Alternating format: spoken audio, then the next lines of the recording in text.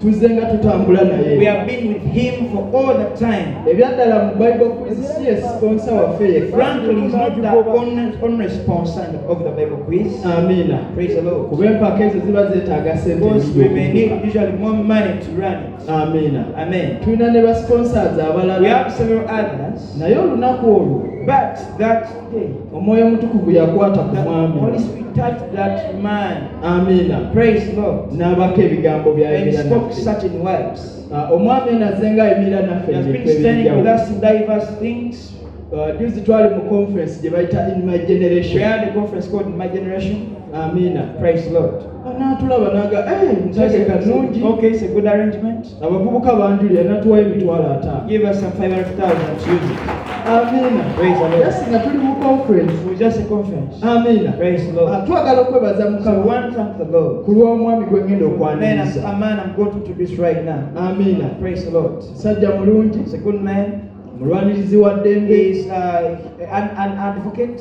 Ayagala nnyo abavubuka. And he is an activist and loves the youth. Ate mulabyeko ng'asitula obulamu bw'abantu. And I've seen him helping people's lives. Ng'akwata ku bantu ne bw'aba akumanya ne bw'aba takumanyi. Touching people's lives whether he knows you or not. Amina. Praise the Lord. Bwe twali mu mpaka eza quiz. Now in the quiz competitions. Alina ebigambo bye yatugamba. Told us some words. Era Bishop.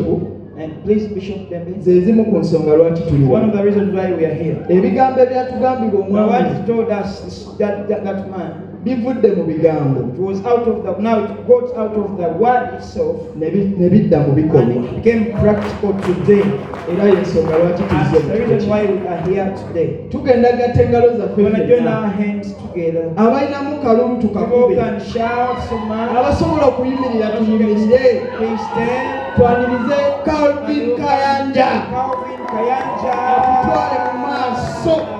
Take us forward. Mu linnya lya Yesu. Jesus mighty. Tumukubireko mu ngalo ezisingako. Mighty shout. Amen.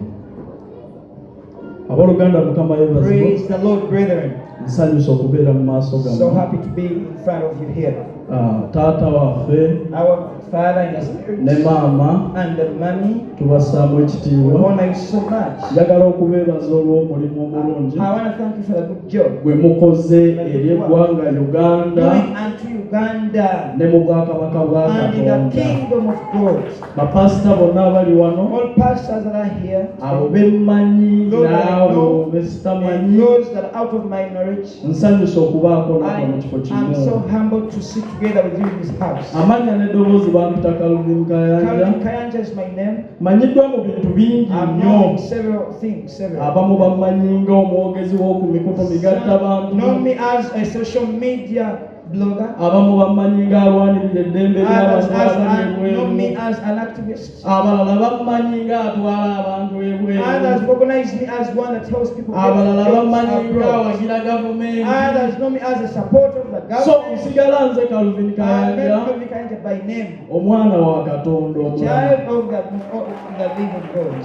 So Kale n'olwekyo ku lw'olunaku luno for this day olw'okutuukiriza obweyamo bwaffe, to fulfill our pledge. ekyo kye twasuubiza olunaku lwe twali ku fayino z'empaka za Bible Of quiz. the finals of Bible quiz competitions. Ono muganda wange, This one is my brother. taata y'omu ne maama Same y'omu. mother, same mommy. Naye ffenna tulina okuyitibwa But we okw'enjawulo have different calling. wadde nga tuli balokole. Although we are both born again. Olunaku lumu One day twali mu we kunyigirizibwa. were amidst operation. Maama waffe yatukuliza mu kirombe wali, Drew us from Chirombe. ng'era And ekituweezaawo while we were there, ye cupa ya walagi gy'atunda. because of the alcohol she was Ne selling, tugenda ku luzireesesi ne tusoma, ne tudda mu bbaala ne twebaka. to come and sleep from the bar. Ebbaala The bar maama waffe mwe yatundiranga omwenge, where our mother used to sell. ate ffe ge gaali amaka That's where gaffe. our household was. Ng'era twebuzaabuzaamu awo, Now move around.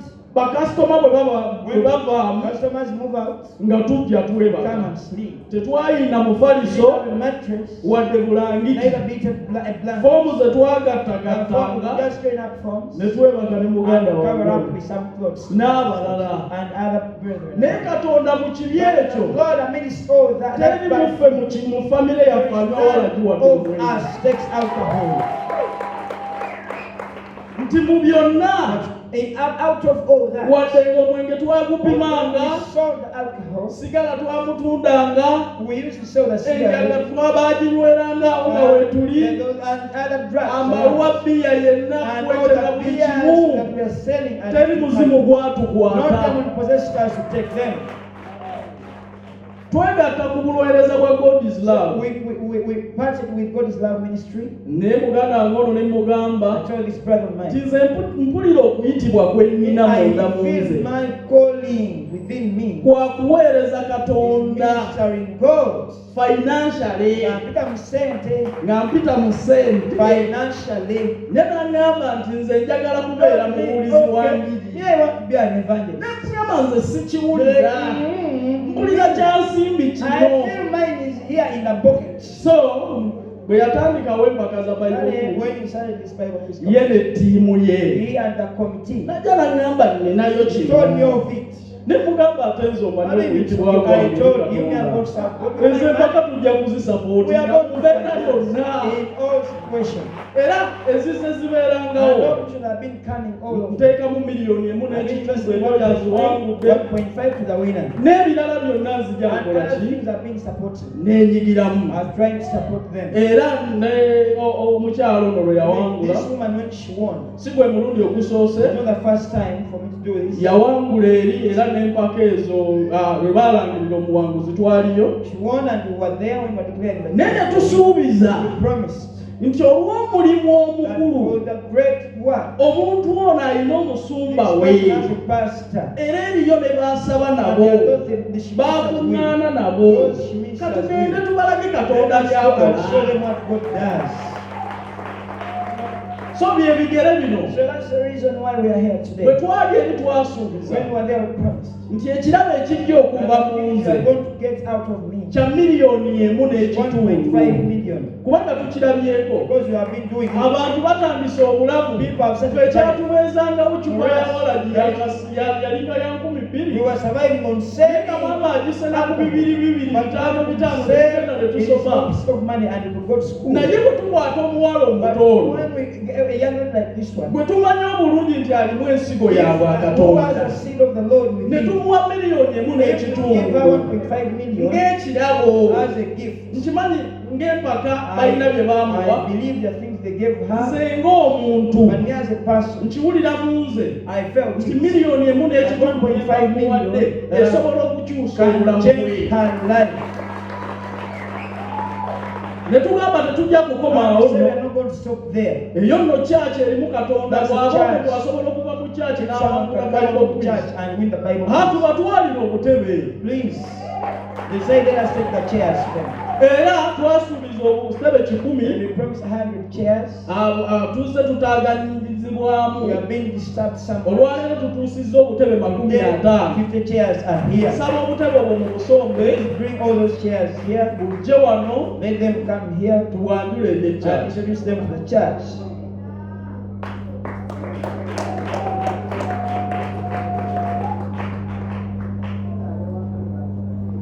obutebe buno So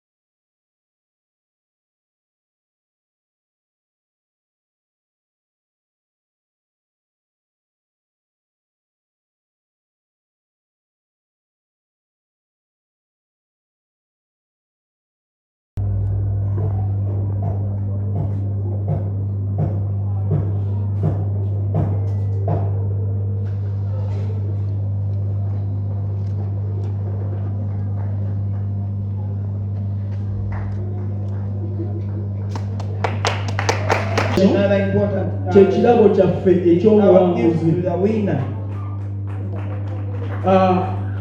Ensawo eno gyenkutte Bag which I'm holding here. erimu miliyoni emu That's n'ekitundu 1.5 million. gyenjigamba buli muwanguzi owa Bible quiz. Bible quiz. Era And omanyi mulimu abantu bageze eby'omubaasa tebiwera. the envelope it can be small. Ebyaffe byabwerufu For us who want to be sente zino paid, bagenda kuzijjamu they are going to get this money. omuwanguzi waffe The azibalemu owner shall count it nga zeezo. when it is indeed 1.5 million. Amen.